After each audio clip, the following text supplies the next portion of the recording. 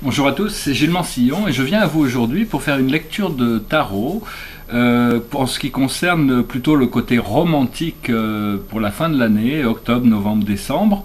Et j'ai pensé le faire en version des 12 signes astrologiques, oui.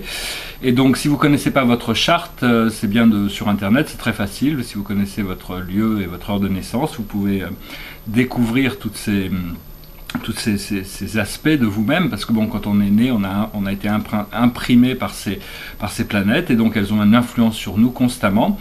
Donc vu que c'est une lecture pour ce qui va adresser plutôt le côté romantique, le côté personnel, c'est quelque chose qui adresse aussi bien l'ascendant, ce que vous projetez sur le monde, le signe, l'essence de votre personnalité actuelle, votre lune, c'est-à-dire tout le monde émotionnel, mais aussi bien Mars et Vénus, car Mars c'est votre identité sexuelle, votre moi sexuel, et Vénus c'est votre point d'attraction, c'est les j'aime et j'aime pas. Donc ces quatre aspects de l'astrologie sont, si vous avez des aspects de l'astrologie qui sont en bélier, je vais commencer par là, cette lecture devrait vous concerner. Bon, personnellement, j'ai pas mal de planètes en bélier, je suis essentiellement poisson, mais j'ai Vénus, j'ai Jupiter, j'ai Eros, Cupido, Sphinx, Admetos, Chaos, Phaéton, Isis, Urania, Eunomia, Minervia, Cassandra, Ophélia, Atropos, Industria.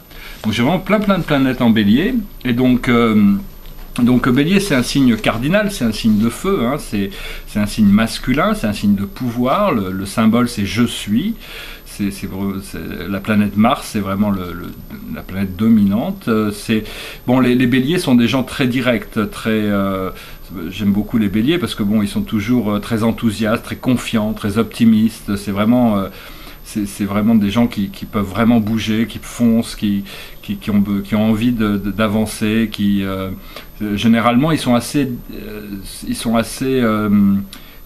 spontanés, ils ont un sens de l'aventure, ils aiment bien des fois aussi quelque peu le drame, c'est-à-dire bon, ils aiment bien les challenges, mais bon, si c'est trop un challenge, ils vont passer à autre chose, mais il faut quand même qu'il y ait un petit peu un jeu de challenge avec les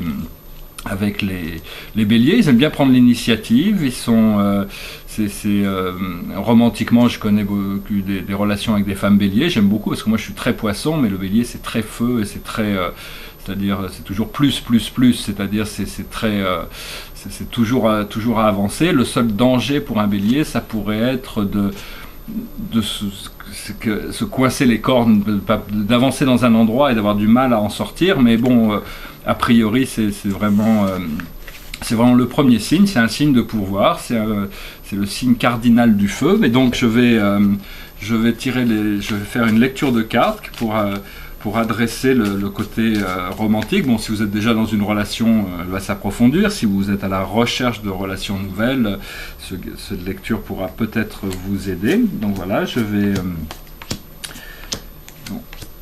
tirer 10 cartes pour arriver à... Et je vais descendre un petit peu ça. J'espère que ça se voit. Non, ça ne voit pas. Bon, je vais revenir sur moi. Et donc, bon, la situation, c'est d'arriver à développer la grâce, laisser les choses se passer. Votre situation, c'est vraiment le roi de coupe. Et donc, le roi de coupe, c'est vraiment une relation idéale, c'est-à-dire arriver à trouver l'harmonie et la grâce dans la relation qui fait que cette relation vous apporte énormément de bien-être sans avoir besoin de lutter contre quoi que ce soit. Bon, c'est une situation, c'est une carte d'eau, hein, donc c'est quand même cette situation, elle est en train de se former. C'est tout un procédé de purification, d'alignement. Mais bon, les béliers sont quand même vraiment fonceurs, et donc autour de ça, il va falloir se débarrasser des choses qui peuvent gêner, c'est-à-dire il faut vraiment essayer de casser les murs, se débarrasser des choses qui ne fonctionnent plus, parce que à force de se laisser un peu abuser par certaines choses anciennes, on peut se retrouver bloqué dans des situations, et donc on n'a pas vraiment... il est possible que les désirs que vous puissiez avoir actuellement dans votre conscience, vous avez du mal à voir comment ils vont se réaliser. Donc l'idée, c'est qu'il ne faut pas il ne faut pas forcément courir après ses désirs, même si bon, le bélier a tendance à vouloir y aller, mais des fois en y allant, on ne trouve pas forcément ce qu'on cherche, et on peut avoir l'impression de ne pas avoir rempli de ne pas pouvoir remplir le désir. Et donc la question, c'est d'arriver au point du chariot qui est vraiment le véhicule, c'est-à-dire de savoir que les choses peuvent venir à vous si vous êtes prêt à les recevoir. Donc c'est vraiment une question de pouvoir utiliser cette avancée, ce mouvement en avant, pour pouvoir oublier le passé, oublier les défaites, oublier toutes les frustrations qu'il peut y avoir dans le passé, pour vous sentir prêt dans le présent, pour pouvoir avancer vers quelque chose de beaucoup plus agréable et plus facile. Dans le subconscient, nous avons vraiment, il y a eu une libération d'un grand nombre de peurs, et là maintenant vous êtes rentré dans un espace où vous êtes libre d'aimer sans ce qui est besoin d'attachement, c'est arriver à développer l'amour inconditionnel, libre de tout jugement même, et donc c'est pour pouvoir être libre d'aimer. Et ce qui arrive pour vous, c'est vraiment une complétion, c'est-à-dire une relation vraiment idéale et parfaite. C'est vraiment, c'est-à-dire il faut se préparer, il faut au niveau de l'énergie pour arriver à connecter avec, enfin c'est même connecter avec vous-même, quoi, avec votre âme, parce que à l'intérieur de cette situation, vous représentez la lune, c'est-à-dire le pouvoir est en vous, mais vous n'avez pas encore découvert ce pouvoir. Et donc, le monde extérieur vous amène l'harmonie, la balance, la justice.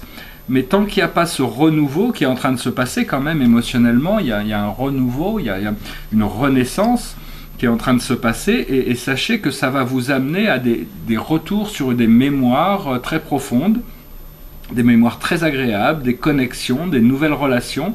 C'est vraiment une relation profonde qui arrive pour vous, même si bon, il n'y a pas, c'est pas encore complètement clair. Normalement, dans les 3 mois à venir, vous allez vraiment pouvoir ressentir ça et puis pouvoir bouger sur ces opportunités qui se présentent, parce que c'est quand même important de pouvoir être disponible. Alors bon, faut pas être trop pressé, il faut pas être trop faut laisser la lune passer, et puis l'harmonie va vraiment rentrer, et il va y avoir des grosses surprises au niveau romantique pour ceux qui le recherchent. Il y a vraiment un renouveau, il y a des très bonnes énergies qui arrivent dans le futur, donc il faut vraiment les traiter avec douceur, avec gentillesse, si vous voulez que ça puisse porter ses fruits. Et donc voilà.